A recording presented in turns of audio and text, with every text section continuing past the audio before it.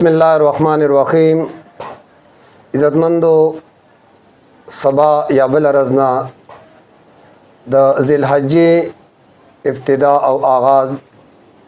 یعنی ذی الحجې میاش هغه شروع کیږي او دا د اسلامی کال آخری میاش ته بیا ورپسې محرم شروع کیږي. د میاشتو ته چونکې دې کې دا ابتدایي 10 ورځې چې دي د میاش کې الله دې ته یو خاص فضیلت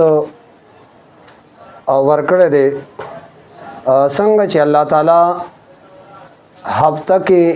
9 ورځې دي هغې کې جمعې ته او کال کې 12 میاشتې دي. په 12 میاشتو کې الله رمضان المبارک ته او بیا رمضان المبارک کې 3 عشرې وي، په هغې کې الله آخري عشرې ته یو خاص فضیلت ورکړی دی. دغه شان دا میاشت چې اوس کومه شروع کیږي ذی الحجه، د دې د ړومبی عشره دا 10 ورځې دي، دې له الله فضیلت ورکړی دی. د دې ورځو کې یو بنده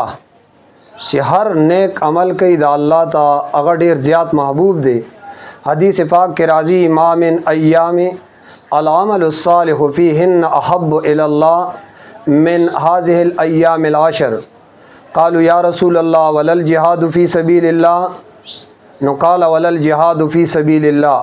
ها الا رجل خرج بنفسه وماله ثم لم يرجع من ذلك بشيء. نبی علیہ الصلوۃ والسلام او فرمایل ایس یو عمل نیک الله ته د دې ورځو نه علاوه په نورو ورځو کې زیات محبوب نه دی چې کوم د 10 ورځې اوس شروع کیږي. صحابه ورته وی اے د الله رسوله او د جهاد نوم د الله فلار کې او نبی علیہ السلام وته ولل جهاد فی سبیل ها الا رجل خرج بنفسه. یو سړی دی هغه په خپل باندې جهاد لاړ، خپل مال اولګو ماله خو ثم لم يرجع من ذلك بشيء، بیا واپس اډورا نه دی. نو چونکې د ورځو کې الله ته یو نیک عمل د نور ورځو په نسبت باندې ډیر محبوب او ډیر پسند او ډیر خوښ دی. او د ورځو چې الله دا فضیلت ورکړی دی د هغې وجه دا ده چې د ورځو کې د حج اعمال هغه ادا کیږي او حج بیا هغې دپاره هم الله صرف د دې ورځو انتخاب کړی دی. 8 ذی الحجه، 9 ذی الحجه، کومې 15 د حج ورځې دي. نو په دې کې چې کوم اعمال کیږي هغه اعمال الله د ورځو سره خاص کړي دي. د وجه نه د ورځو ته الله یو خاص فضیلت ورکړی دی. معنا دا ورځې الله د یو خاص عبادت دپاره، ها نور ورځو کې هغه عبادت نه کیږي. مثال په طور باندې عرفات میدان دی، هغې کې وقوف دی، هغه صرف 9 ذی الحجې سره ګورې خاص دی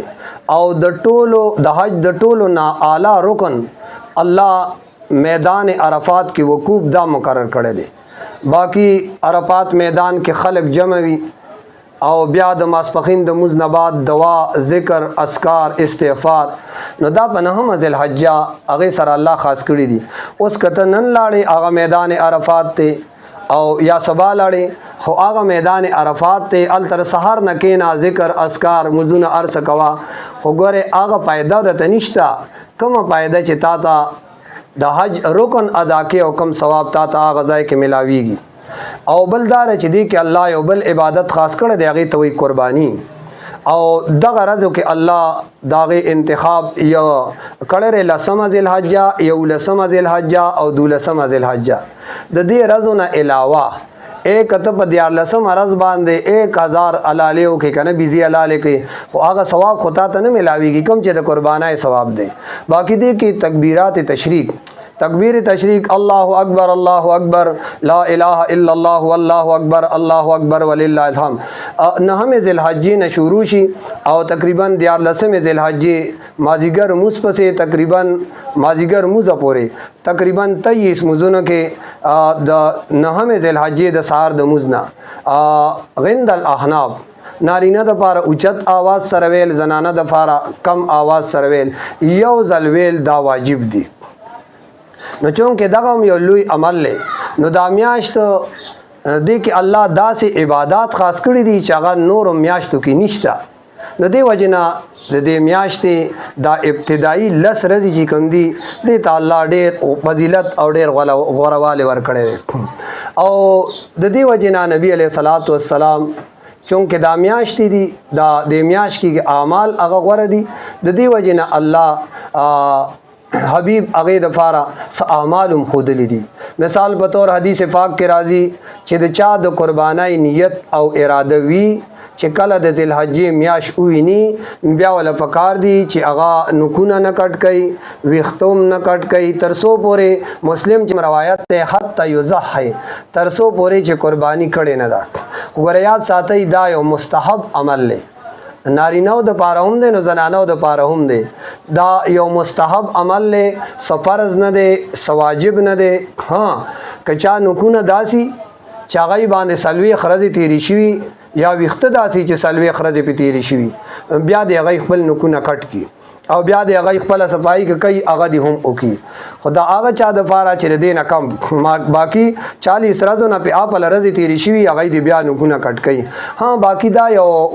مستحب عمل له نو چې مونږ تاسو یې کوو او دې کې ګوره حکمت دا دی دا الله مونږ ته ښیي ګوره چې تاسو بندگی کوئ نو دا بندگی نه ده دا به هم د الله د حکم مطابقي بندګۍ کې با خپل عقل نه استعمالوي معنا الله شریعت را لګل دی او هغه شریعت چې الله څنګه حکم کړی دی هغه حکم په شان با تو خپل عبادت کې یو صحابي راغله دی نبی علیہ السلام ته وی جی ما سره خو قربانای د پاره هیڅ هم نشتا سیوا د یوي بيزینا او هغه بيزاوم پای کوي نو هغه چې پای وکي نو مونږ خپل بچو لا غفای ورکو دا غي خېټه په ماړو ما انو کزه چونکه د قربانای فضیلت اوریدل او اهمیت وته پته وکنه نبی علیہ السلام ته فرمایل ویجیزه دا بيزا حلال کوم معنا د قربانی وکما نبی علیہ الصلوۃ والسلام ته فرمایل نه تدا سے مکوا خدای یو کار کوا اے کله چې میاج د ذل حجې هغه دی اولیدا نو خپل نکونه هغه ما کټ کوا او خپل ویختو هغه ما کټ کوا نو ګورا نو چې کوم قربانای والو د فار لازمو نبی علیہ الصلوۃ والسلام د تداسه وی چې تب هم ګره داسې نه کی او بیا وتوی کله چې د اختر موس اوکي نکونه کټ کا ویخت دی هم کټ کا داستا د طرفنا اے مکمل د قربانای ثواب دی او بل دا دی کې حکمتونه خو ګڼ دي ګڼ حکمتونه دی پکې خو یو حکمت پکې دا دی چې الله بندگی او غلامی هغه ته وایي چې ته د الله بندگی کې نو هغه کې بخپل عقل نه استعماله معنا بندگی چونکه دارز خو افضل الایام وتویل شوی دي اعظم الایام وتویل شوی دي ما من ایام العمل الصالح فيهن احب الى الله جو بهترین رزي دي کنه خو د بهترین رزو ته چې دا فضیلت حاصل له د دې وجه نه حاصل چې دې کې اعمال دي او اعمال په دې رزو کې کیږي نو وای چې بندگی به ته د خپل سوچ مطابق نه کې اے بندگی یقین د الله د مرضای مطابق باقی دا نکونه کټ کولی او دا وخت کټ کولی یو حکمت دا ده چې دا حج ولنه دی اغه احرام اوتړو او چې کله احرام اوتړي پاغي باندې د احرام بیا پابندای نو مونږ او تاسو ته وای چې تاسو هم خیر دی اغه سره لګ مشابهت د وجنه